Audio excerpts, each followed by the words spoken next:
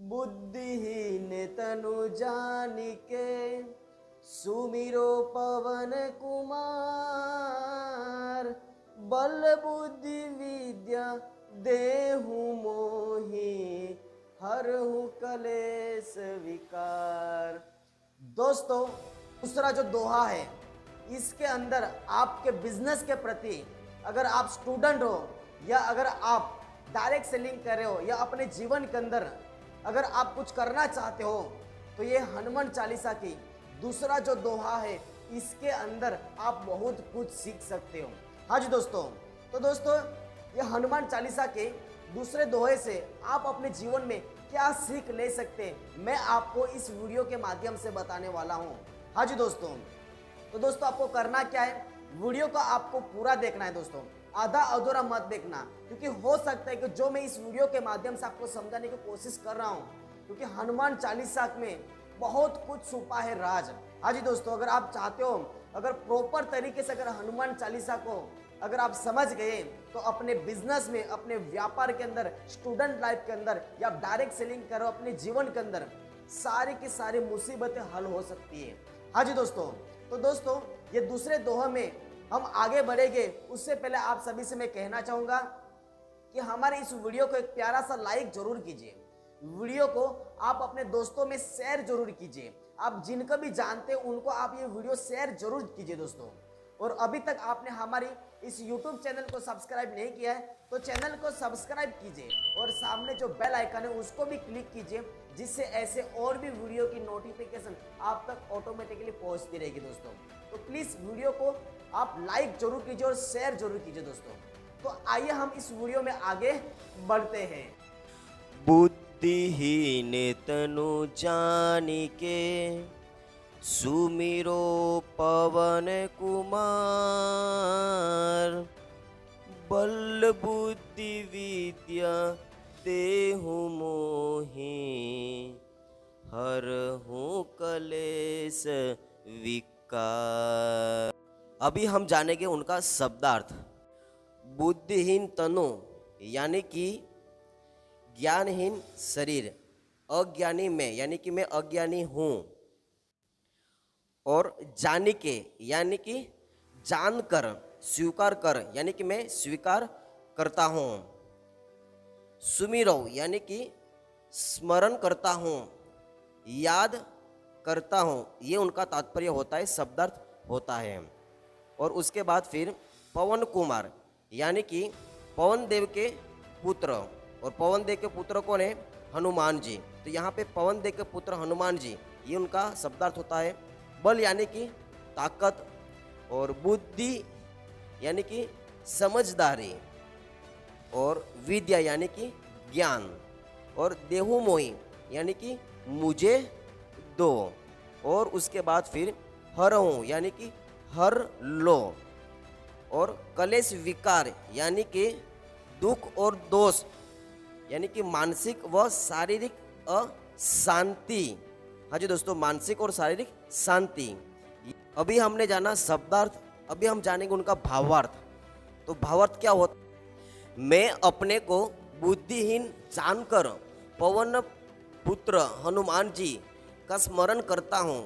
हे प्रभु, मुझे बल बुद्धि और विद्या प्रदान करे और मेरे सारे दुख दोष को दूर करे।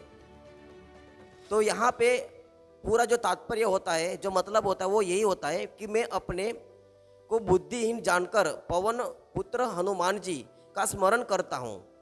हे प्रभु, मुझे बल बुद्धि विद्या प्रदान करे और मैं दुख दोष को दूर करे। और यहाँ से जीवन और बिजनेस से क्या सीख सकते हैं दोस्तों? तो जीवन और बिजनेस में हम क्या सीखते हैं?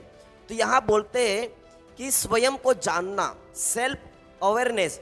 हाँ जी दोस्तों, यहाँ पे आपको स्वयं को जानना है। और कैसे जानेंगे? तो सबसे पहले अपनी कमजोरी को पहचानना जरूरी है। हाँ जी दोस्तों, आपके अंदर क्या कमजोरी है, सबसे पहले आप उसको ढूंढिए। तो यहाँ पे कमजोरी क्या होती है? हर एक इंसान की अलग अलग कमजोरी होती है, आपको जानना है उसको।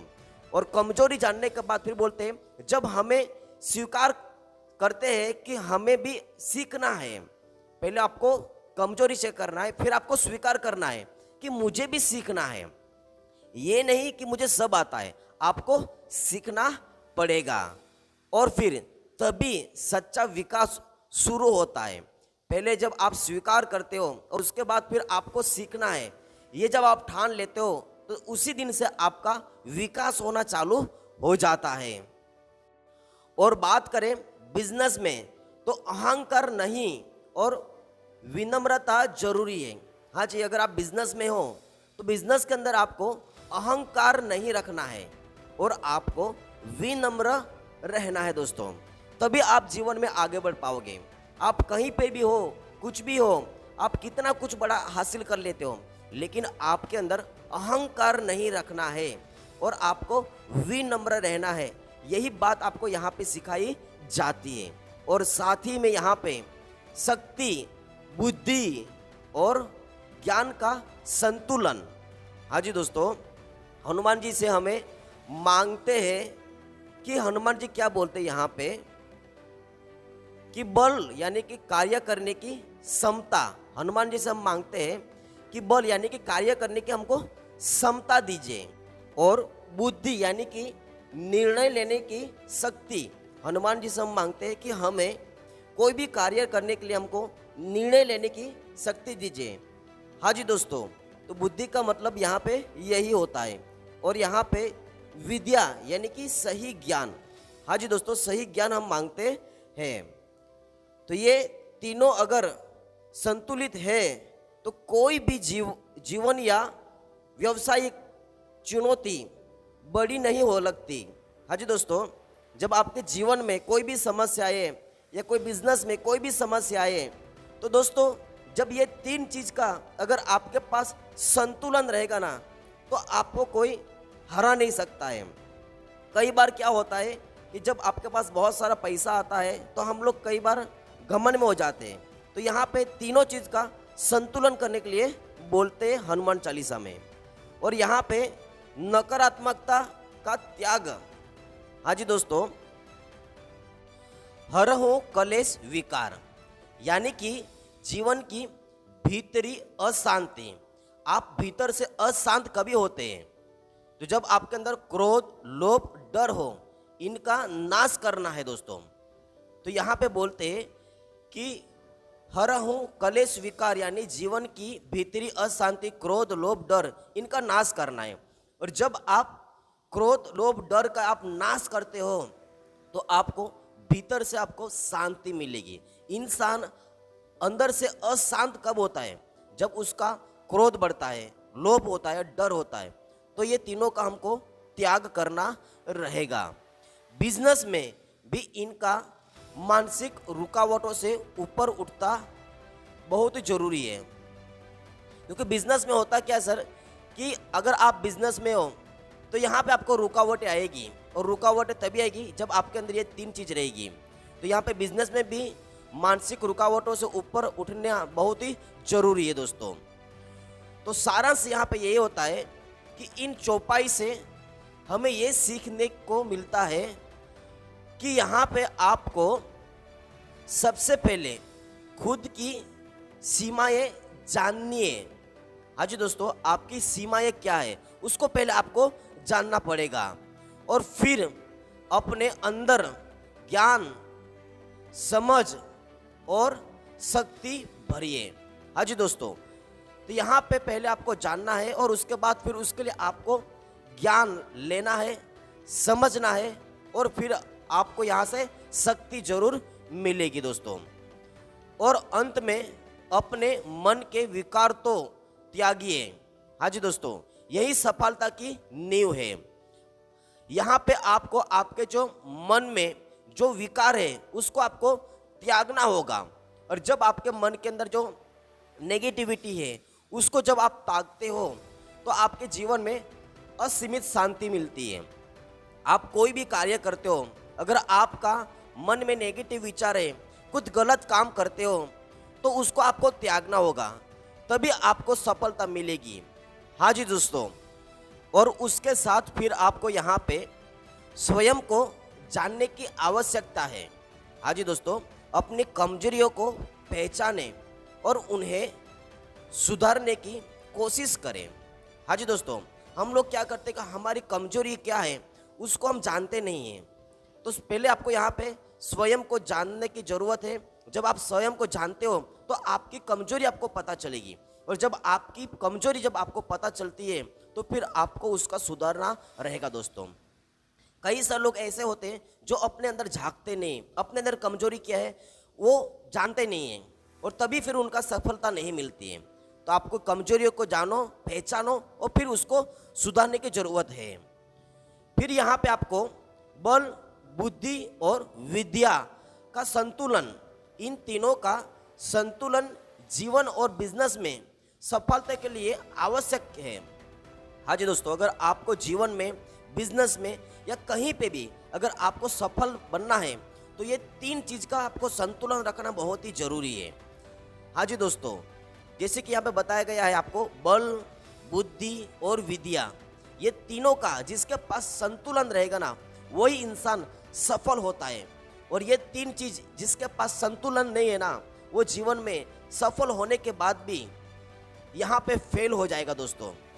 तो यहाँ पे आपके पास सफलता मिलती है, सक्सेस मिलती है, तो इसका मतलब यही नहीं है कि आपको अहंकार करना है। ये तीनों चीज़ का आपको यहाँ पे संतुलन करना बहुत ही जरूरी है।